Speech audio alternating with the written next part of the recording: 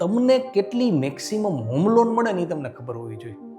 આમાં પણ આરબીઆઈનો ડેડિકેટેડ એક રૂલ છે કે જે એઝ અ કસ્ટમર આપણે ખબર હોવી જોઈએ કે ભાઈ આપણે જે મકાન ખરીદીએ છીએ એમાં મેક્સિમમ કેટલી મને હોમ લોન મળશે, કારણ કે બધા પોતપોતાની રીતે દબદબાવતા હોય. કોઈ વ્યક્તિ 30 લાખથી ઓછાની કિંમતની હોમ લોન લે ને તો માર્કેટ વેલ્યુના 90% સુધી એને હોમ લોન મળી શકે. 100% તો ક્યારેય ન મળે. ઘણા લોકો આપણે લખ્યા ખબર કે 100% લોન, એવું શક્ય જ નથી. આરબીઆઈનો રૂલ પ્રમાણે 100% લોન શક્ય નથી.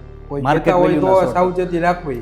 બીજી વસ્તુ, મકાન જે આપણે હોમ લોન લઈએ એ 30 લાખથી લઈ અને 75 લાખની હોમ લોન લઈએ તો માર્કેટ વેલ્યુના 80% સુધી હોમ લોન મળી શકે. એટલે કે 50 લાખનું આપણે મકાન લેતા હોય તો 5 × 8 = 40, એટલે 40 લાખથી ઉપરની હોમ લોન મળી જ ના શકે. આ રૂલ છે. અને 75 લાખ પ્લસની હોમ લોન હોય તો માર્કેટ વેલ્યુના 75%થી વધારે હોમ લોન ના મળી શકે. કરોડનું કોઈ મકાન લેતું હોય તો 75 લાખથી વધુની હોમ લોન મળી જ ના શકે. That is the RBI rule. એમાં કોઈ ચેન્જ ના કરી શકે.